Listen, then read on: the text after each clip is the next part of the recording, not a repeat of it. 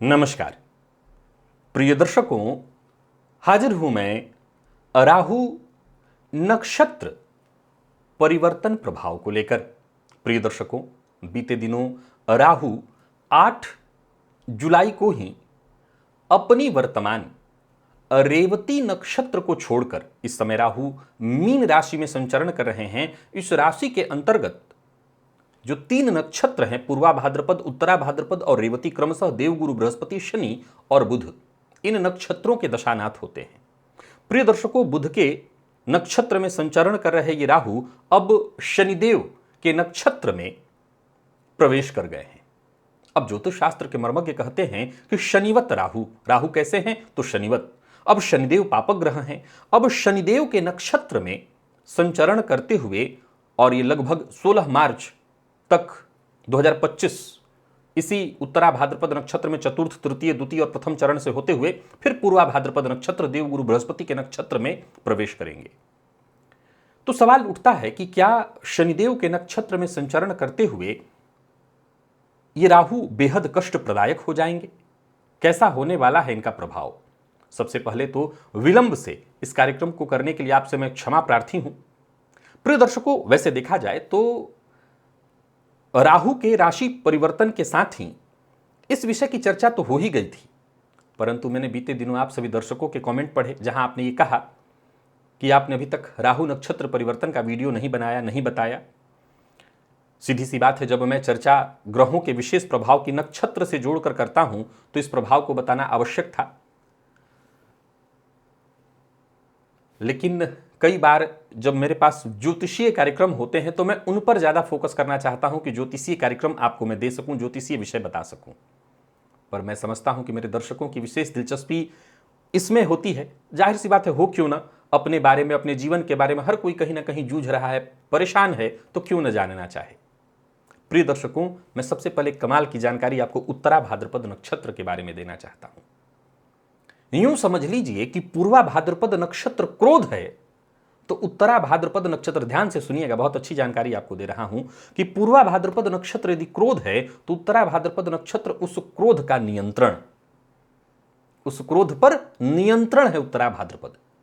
उत्तरा भाद्रपद वो नक्षत्र है जहां आप दुनिया की तमाम मायावी जरूरतों को भूलकर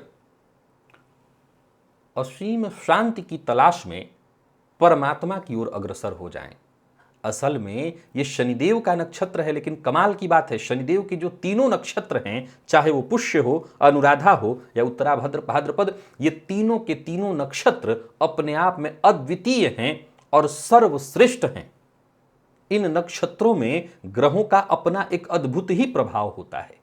शनिवत राहु होते हुए भी शनिदेव के नक्षत्र में राहु का कुछ विशेष प्रभाव है। परंतु मैं जानता हूं कि मेरे दर्शकों को कोई विशेष धर्म, पूजा पाठ से संबंधित जानकारी से की अपेक्षा ज्यादा दिलचस्पी इसमें होगी कि कौन सी वो राशियां हैं जिन्हें विशेष फायदा मिलेगा।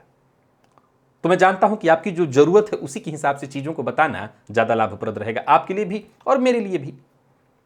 बस इतना ध्यान जरूर रखिएगा कि ये शनिदेव का जो उत्तरा भाद्रपद नक्षत्र है, ये मूलतः परम पिता की तलाश की ओर अग्रसर कराने वाला नक्षत्र है। इस नक्षत्र का मूल प्रभाव है ऐसा। अब ध्यान से सुनिए, मैं सभी राशियों के लिए कुछ मूल बातें बताऊंगा। ऐसा नहीं कि मैं कोई बृहद राशिफल यहां रखूंगा, क्योंकि बृहद राशिफल आपके सम्मुख में रख चुका हूं, मूल बातें वही हैं, परंतु कुछ मूल और जानकारियां हैं जिससे अपने पास आपको रख लेना चाहिए। अब जरा गौर करिए। चलिए चर्चा प्रारंभ करते हैं। मैं बता दूं कि इस राशिफल को आपको दोनों ही आधार पर देखना चाहिए, क्योंकि हमेशा जब बात राहु, देवगुरु, शनि की आती है, मैं कहा करता हूं इसे आप अपने लग्न और राशि दोनों के आधार पर देखिए।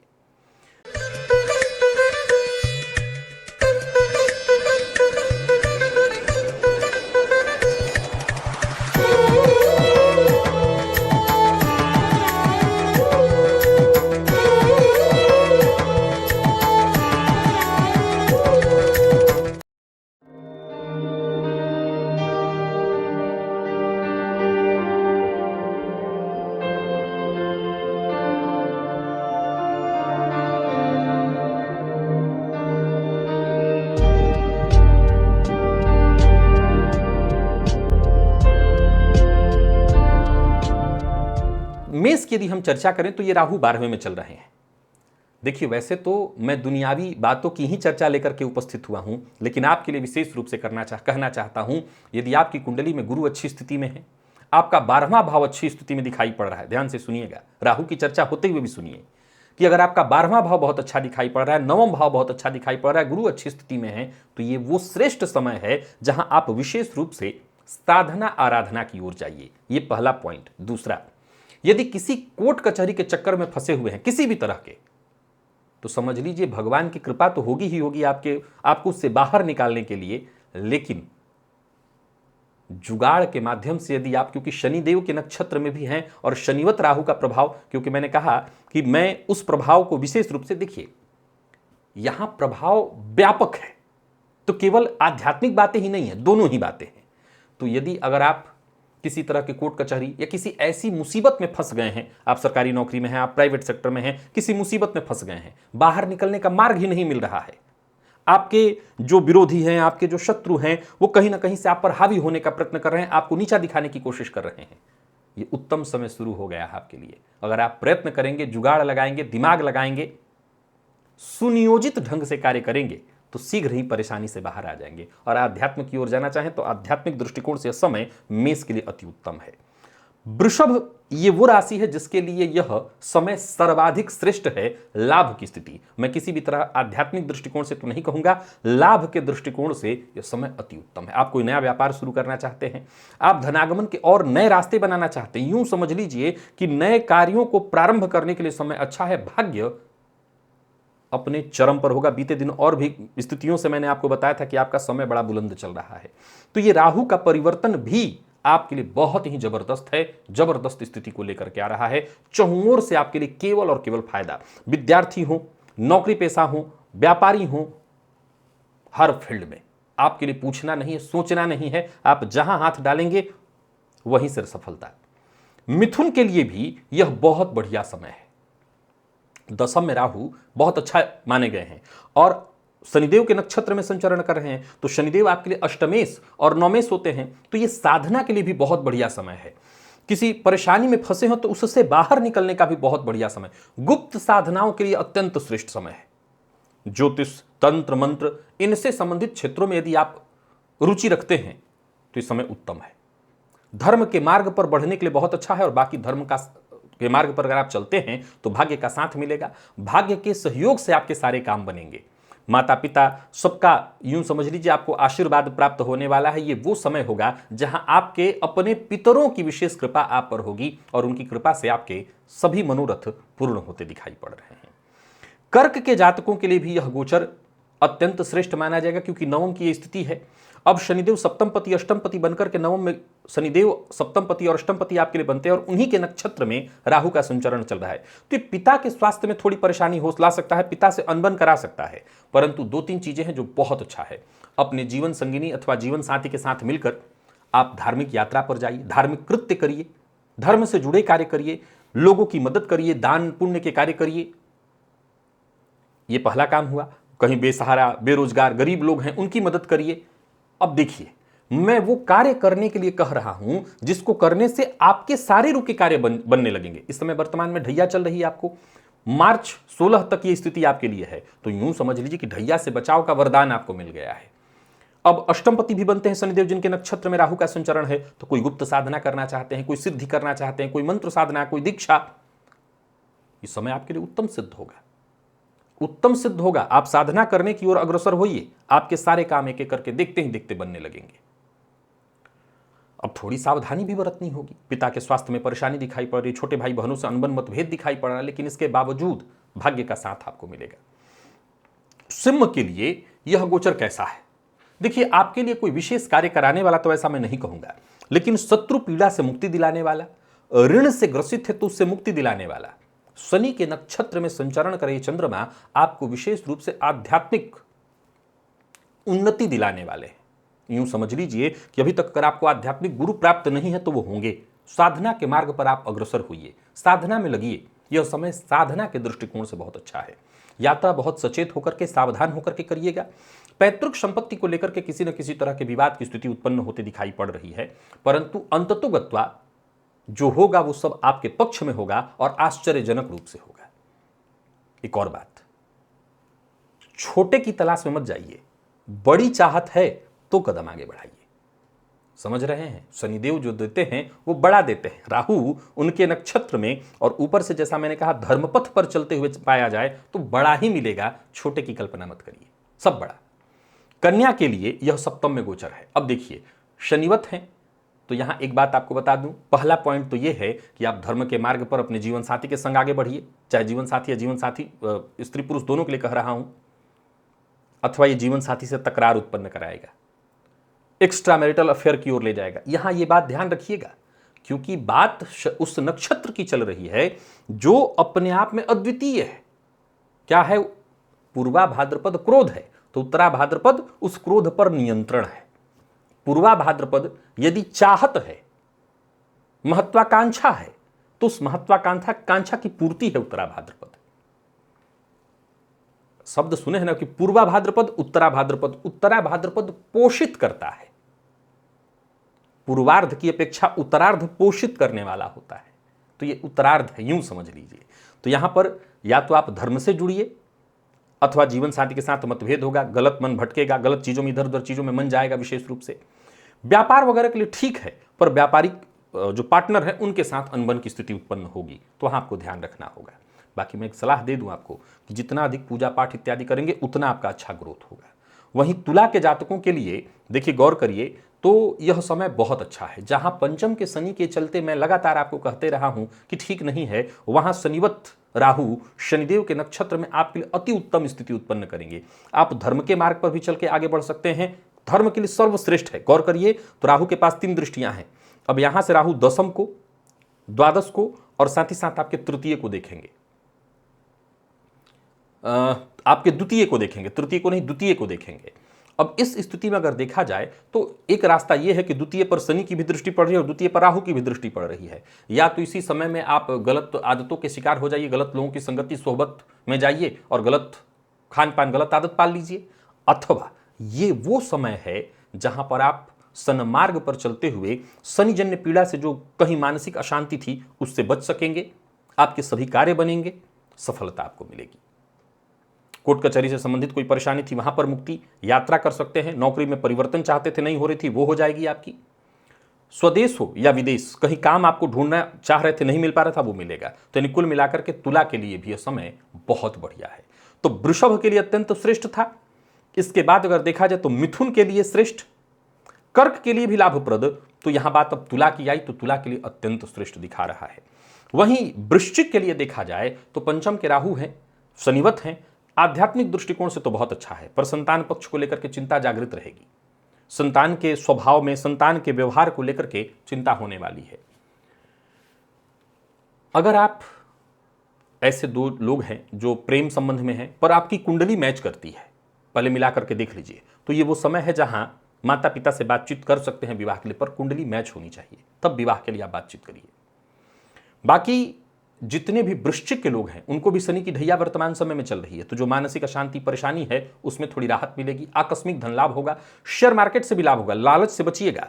लॉन्ग टर्म में निवेश आपके लिए बहुत फायदेमंद सिद्ध होगा, तो निवेश यहां कर सकते हैं, कोई दिक्कत नहीं दिखाई पड़ रही है। और खान पान जरा नियंत्रित रखिएगा, नहीं पेट में जलन पित्त की स्थिति उत्पन्न होगी, तो इससे आपको बच करके रहना है। बाकी देखा जाए तो राहु का यह गोचर आपके लिए बढ़िया है। जो नक्षत्र परिवर्तन हुआ है उत्तरा भाद्रपद में बहुत श्रेष्ठ है आपके लिए, विशेष करके साधना, आराधना, गुरु दीक्षा, मंत्र इत्यादि जपने के लिए बहुत बढ़िया है। धनु के लिए चतुर्थ में यह गोचर जारी है और नक्षत्र परिवर्तन के बाद भी चतुर्थ में ही अब शनिदेव के नक्षत्र में संचरण करते हुए विशेष रूप से धनदायक होंगे, पैतृक संपत्ति का सही मूल्य दिलवाएंगे और साथ ही साथ ये राहु आपको कार्यक्षेत्र में विशेष सफलता दिलवाएंगे। राजनीतिज्ञ है तो बहुत बढ़िया समय होगा, ये ध्यान रखिएगा, राजनीतिज्ञों के लिए बहुत बढ़िया क्रीम पीरियड है ये। तो वहीं आप अपने मित्रों के साथ मिलकर के कोई नया कार्य शुरू करने की सोच रहे हैं तो कर सकते हैं। हालांकि माता के स्वास्थ्य को लेकर के चिंता रहेगी, तो इस माता के स्वास्थ्य का ख्याल रख लीजिएगा। खान पान बहुत नियंत्रित रखिएगा, मद्यपान मांसाहार से दूरी बना करके रखिएगा और अपने परिवार के सदस्यों को समय अवश्य दीजिएगा। ये समय शब्द का अर्थ है कि आप दिन भर जो करना चाहते हो बाहर करिए, पर समय शाम का पहले आइए, घर पर आइए, थोड़ा समय व्यतीत करिए, परिवार के सदस्यों के साथ मिलजुल करके आगे बढ़िए, तो आपके लिए अच्छा होगा। बाकी शनिदेव के नक्षत्र में ये जो संचरण चल रहा है, इससे कुछ और भी फायदे हैं आपके लिए। मान लीजिए आप नौकरी कर रहे हैं, नौकरी में किसी तरह की कोई परेशानी आ गई है, कोई भी तरह पर किसी भी तरह की परेशानी, तो आप उससे इस समय बच सकते हैं। चाहे आप सरकारी नौकरी वाले हैं, प्राइवेट सेक्टर वाले हैं, बहुत बढ़िया है। नौकरी में प्रमोशन, ट्रांसफर चाहते थे, थोड़ा जुगाड़ भी लगाना पड़े तो कर लीजिएगा, फायदा मिलेगा। मकर के लिए बेहद फायदेमंद। ये सभी वो राशियां हैं जिनको विशेष लाभ मिल रहा है, जिनके लिए बीते दिनों मैंने चर्चा कर दी थी। आप गौर करिए, मैंने एक चर्चा करके आपको बताया था वृषभ के लिए, मैंने बताया था वृषभ के लिए बताया था, इसके अलावा मकर के लिए भी बताया था, और मिथुन के लिए भी मैंने कहा था बहुत बढ़िया समय है। तो मकर के लिए भी बहुत बढ़िया समय मुझे दिखा रहा है। मकर के लिए यह समय अत्यंत श्रेष्ठ स्थिति का दिखा रहा है। और समझ लीजिए कि राहु का आपकी राशि से तीसरे में संचरण तो जारी ही है, शनिदेव के नक्षत्र का संचरण और बढ़िया है आपके लिए हर तरह से। यूं समझ लीजिए कि भाग्य का जो रथ है वो इतनी तीव्र गति से आपको लिए दौड़े जा रहा है, जहां आपको रुकना नहीं है। 7:30 की आखिरी ढैया होने के बावजूद आपको यहां पर रुकना नहीं है, विश्राम नहीं करना, बस आगे बढ़ते चले जाइए। मैं इसे किसी कार्य की गणना नहीं करूंगा, चर्चा नहीं करूंगा कि ये काम बनेगा, आपके सारे काम बनेंगे। आप किस फील्ड से आते हैं मत पूछिए, किसी भी फील्ड से आते हैं आपको सफलता मिलेगी, किसी भी फील्ड से सफलता मिलेगी। कुंभ के लिए ठीक है, बढ़िया है, ये द्वितीय भाव में चल रहा है। पैतृक संपत्ति को लेकर के यदि कोई विवाद था तो इस विवाद को दूर करने के लिए, पैतृक संपत्ति को बेचने के लिए, उससे सही दाम प्राप्त करने के लिए ये उत्तम समय सिद्ध होगा। और वहीं अगर देखा जाए तो व्यर्थ के व्यय पर अंकुश भी लगाना होगा। अगर व्यय हो रहा है तो उसको धर्मार्थ कार्यों में लगाइए, तो वो सही दिशा होगी, धन की वो सदगति कही जाएगी। तो ये आपको करना होगा। वाणी पर नियंत्रण जरूरी है। हालांकि मैं बता दूं कि उत्तरा भाद्रपद नक्षत्र में राहु के इस संचरण से आपकी भाषा जो है थोड़ी दार्शनिक हो जाएगी। आपको लोग सुनना पसंद करेंगे, आपसे लोग जुड़ना पसंद करेंगे। तो ये बहुत अच्छा है आपके लिए, ये बहुत ही अच्छा है। और मीन के लिए देखा जाए तो राहु तीसरे में आपकी राशि पर संचरण करते हुए उत्तरा भाद्रपद नक्षत्र में, शनिदेव के नक्षत्र में लाभप्रद स्थितियां उत्पन्न करेंगे। विदेश गमन कराने का रास्ता खोलेंगे। विदेश में अगर आप चले गए हैं और वहां जाकर के जूझ रहे हैं, मार्ग नहीं मिल रहा, तो इस समय आपके लिए बहुत उत्तम सिद्ध होगा। कोई नया व्यापार शुरू करने की सोच रहे हैं तो कर सकते हैं। अकेले करना चाहते हैं तो बेहद श्रेष्ठ है। पार्टनरशिप में भी कर सकते हैं, शेयर मार्केट में निवेश कर सकते हैं, अच्छा रहेगा आपके लिए। यात्रा वगैरह के लिए बढ़िया समय रहेगा ये। तो कुल मिलाकर के हर तरह से अच्छा है। थोड़ी स्वास्थ्य में वही हड्डियों और जोड़ों के दर्द से आपको परेशानी होगी, क्योंकि 7:30 भी आपको चल रही है, लेकिन फिर भी ये ध्यान रखिए कि 7:30 से थोड़ी राहत ही मिलेगी। शनिदेव के नक्षत्र में संचरण कर रहे राहु आपके लाभप्रद होंगे। परंतु अब यहां एक बात ध्यान से सुनिए, या तो आप सन्मार्ग पर चलते रहिए तो कोई परेशानी नहीं आएगी, सही दिशा में चलते रहिए तो कोई परेशानी नहीं आएगी। अन्यथा जीवन साथी से मनभेद या मतभेद की स्थिति उत्पन्न हो सकती है। दांपत्य जीवन में कलह या परेशानी की स्थिति उत्पन्न हो सकती है। एक्स्ट्रा मैरिटल अफेयर के भी लक्षण यहां बन रहे हैं, तो इससे आपको बचना होगा। और जैसा मैंने कहा, सबसे सही मार्ग कौन सा है? सन्मार्ग पर चलना, सही मार्ग पर चलना। बस इतना ध्यान रख लीजिए, बाकी आपको चिंता की कोई आवश्यकता नहीं। प्रिय दर्शकों, निसंदेह ये मैंने मोटे तौर पर ही आपको 12 राशियों की चर्चा करके बताया कि राहु कैसा प्रभाव दे रहे हैं इस नक्षत्र परिवर्तन के साथ। अब कमाल की बात ध्यान से सुनिए और समझ लीजिए। जिन राशियों की चर्चा पूर्व में, जिन 4 राशियों की चर्चा पूर्व में मैंने करके आपको वीडियो बना करके बता दिया था, उनके लिए बस यूं समझ लीजिए कि बुलंदी का समय है ये। और बाकी राशियों के लिए भी कहीं ना कहीं फायदेमंद है। याद रखिएगा, राहु के इस नक्षत्र परिवर्तन से, शनिदेव के नक्षत्र में जाने से, शनिदेव पाप ग्रह हैं और राहु और पाप प्रभाव देने की जगह यहां नक्षत्र के प्रभाव को देखेंगे तो ये उत्तरा भाद्रपद अपने आप में अत्यंत श्रेष्ठ नक्षत्र है। आज के लिए बस इतना ही, इजाजत दीजिए, पुनः मुलाकात होगी। तब तक के लिए नमस्कार।